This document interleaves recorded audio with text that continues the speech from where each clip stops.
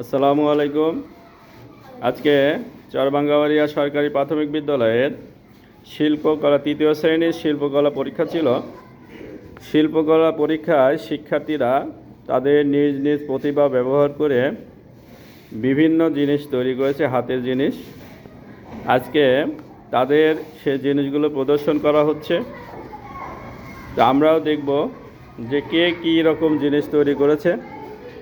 আমরা প্রত্যেকের জিনিসকে দেখব কত সুন্দরভাবে শিক্ষার্থীরা তাদের বুদ্ধি খাটিয়ে অনেক উপকরণ ব্যবহার করে তারা তাদের জিনিসগুলো তৈরি করেছে। এখন প্রাথমিক বিদ্যালয়ে যদি বলা হয় যে এরা কিছু জানে না, বোঝে না, পারে না, তাহলে কিন্তু ভুল হবে। এখন বর্তমানে প্রাথমিক বিদ্যালয়ের শিক্ষার্থীরা আর কোনো কাজেই পিছিয়ে নেই। তারা কিন্তু এখন সবার সাথে প্রতিযোগিতায় নিজেকে দাঁড় করিয়েছে। আজকে শিক্ষার্থীরা বিভিন্ন পর্যায়ে তারা ভর্তি হচ্ছে, প্রাথমিক বিদ্যালয় থেকে গিয়ে কিন্তু হচ্ছে। অতএব এখন যদি বলা হয় যে প্রাথমিক বিদ্যালয়ে লেখাপড়া হয় না, আগের মতোই শিক্ষকরা ঘুরে বেড়ায় এবং শিক্ষার্থী আসে না, তাহলে এটা ভুল হবে। আমাদের বিদ্যালয়ে প্রতিটা ক্লাসে 60 থেকে শুরু করে 70-75 জন করে শিক্ষার্থী।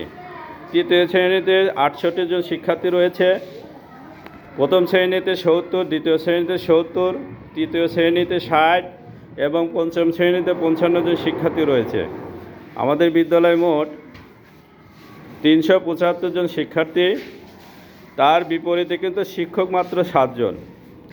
অতএব আমার প্রথম শিশু থেকে পঞ্চম শ্রেণী পর্যন্ত শ্রেণী হচ্ছে 6টা, তার বিপরীতে কিন্তু শিক্ষক হচ্ছে মাত্র 7 জন। তাহলে এই 7 জন শিক্ষক এই 6টা শ্রেণীতে কত কষ্ট করে এদেরকে মানুষ করছে এবং প্রতিটা ক্লাস নিচ্ছে। তার পরিপ্রেক্ষিতে কিন্তু চরবাঙ্গাবাড়িয়া সরকারি প্রাথমিক বিদ্যালয়ে দিন দিন শিক্ষার্থী বেড়েই চলেছে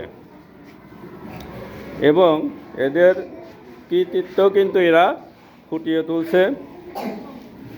যাই হোক, আপনারা এদিকে সবাই সুদৃষ্টি দিবেন, আমাদের বিদ্যালয়কে সাপোর্ট করবেন এবং আমার বিদ্যালয়কে সবাই সহযোগিতা করে সামনের দিকে এগিয়ে নিয়ে যাবেন, যেন আমরা আরও ভবিষ্যতে অনেক ভালো কিছু করতে পারি। এই শিক্ষার্থীরা এখানে লেখাপড়া শেষ করে যেন ভালো ভালো বিদ্যালয়ে ভর্তি হতে পারে, সেই দোয়া রাখবেন। এবং এখান থেকে এই শিক্ষার্থীরা যেন ভবিষ্যতে ডাক্তার, ইঞ্জিনিয়ার এবং বড় বড় পদে যেতে পারে, সবাই সে দোয়া করবেন এবং বাচ্চাদের জন্য সহযোগিতা করবেন। এই বিদ্যালয়কে